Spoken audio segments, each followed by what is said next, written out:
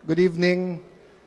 Allow me to talk a little bit about a parallel to a biblical story to the journey of the Filipino-Chinese. The Bible talks about a persistent widow.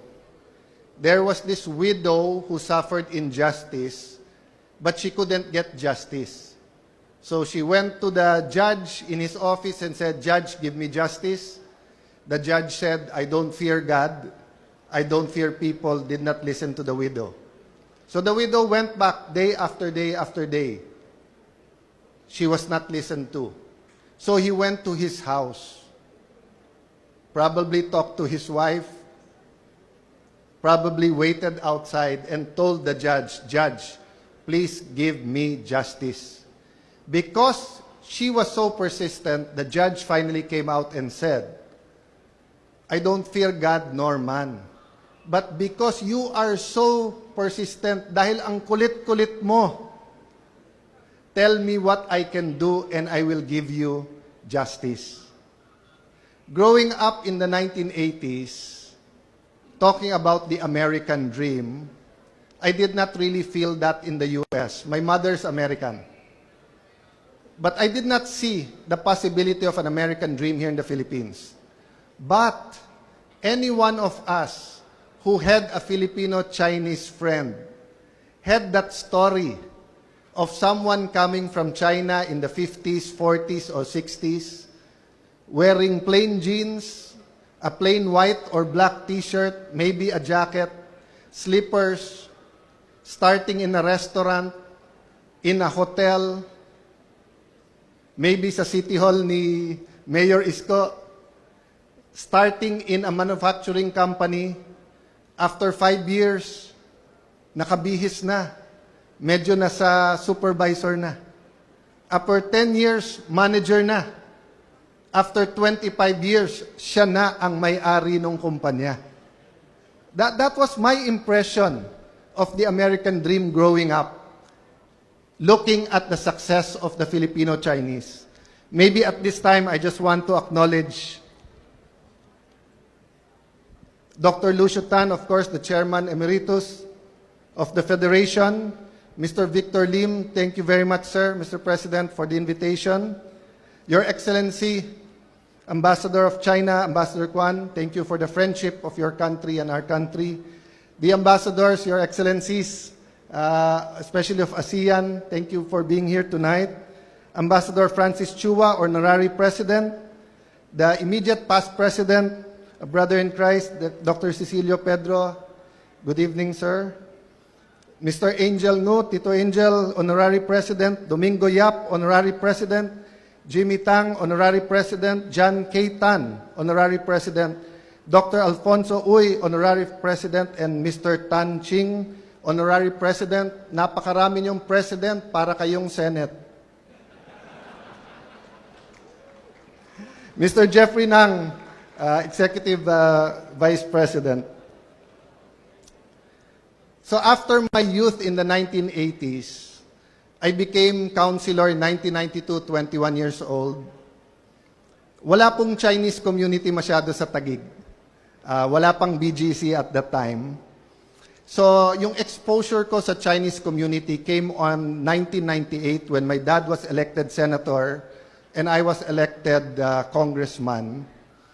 And from an American dream, para bang usual suspect ang Filipino-Chinese businessman.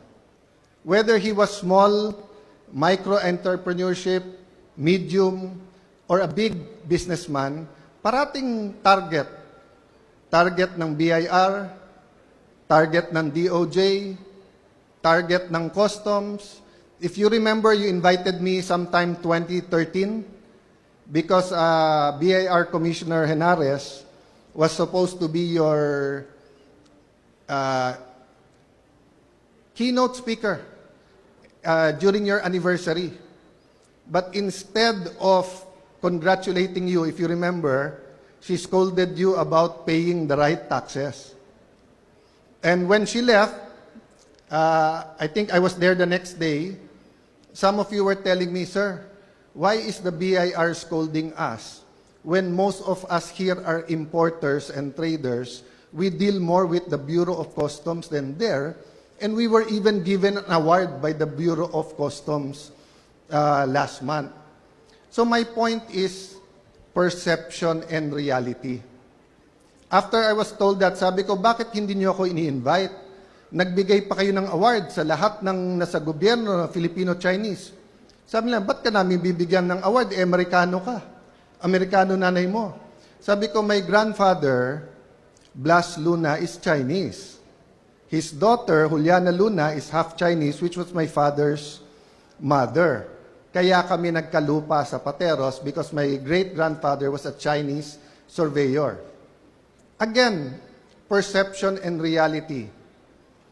Sometime in 2018, President Xi Jinping visited the Philippines. It was announced that it is the golden age of the relationship between China and the Philippines. I'm not a man of regret.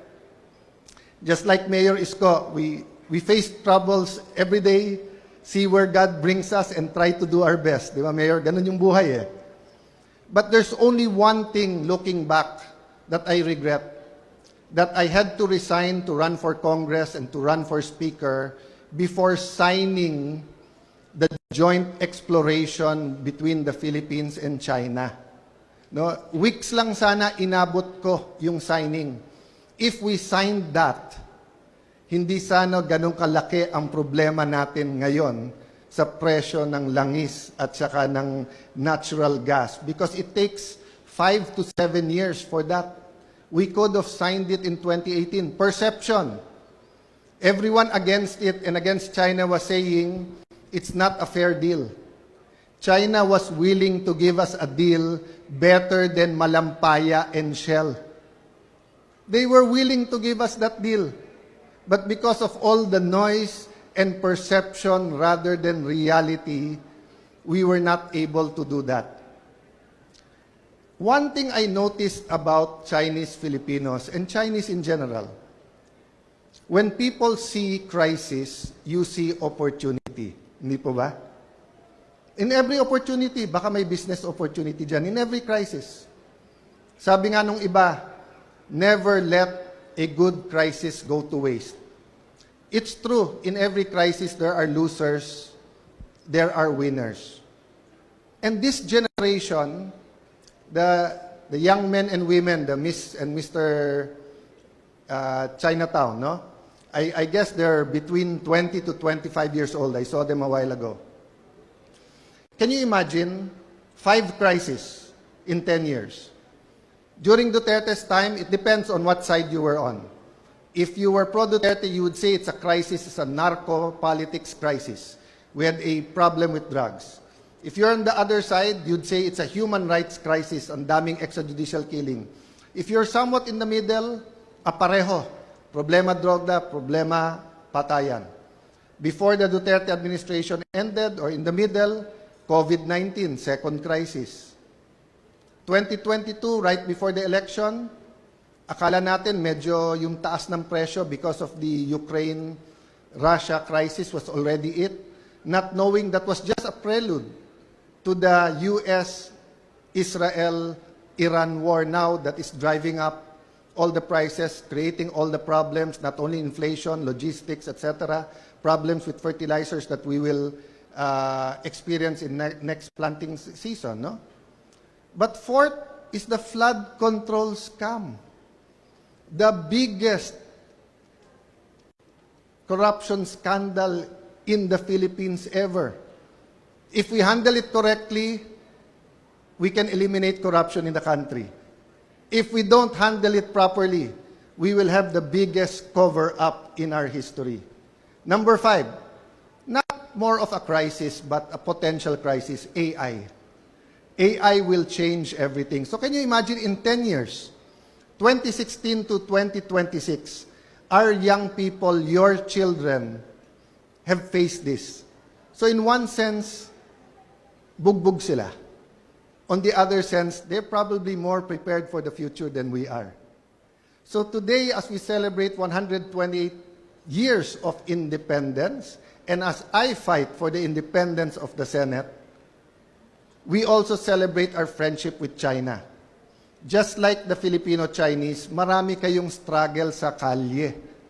You are not where you are today because you did not struggle. You are here today with such a big event, with the top leaders of our country from different fields, because you struggled with us, for us.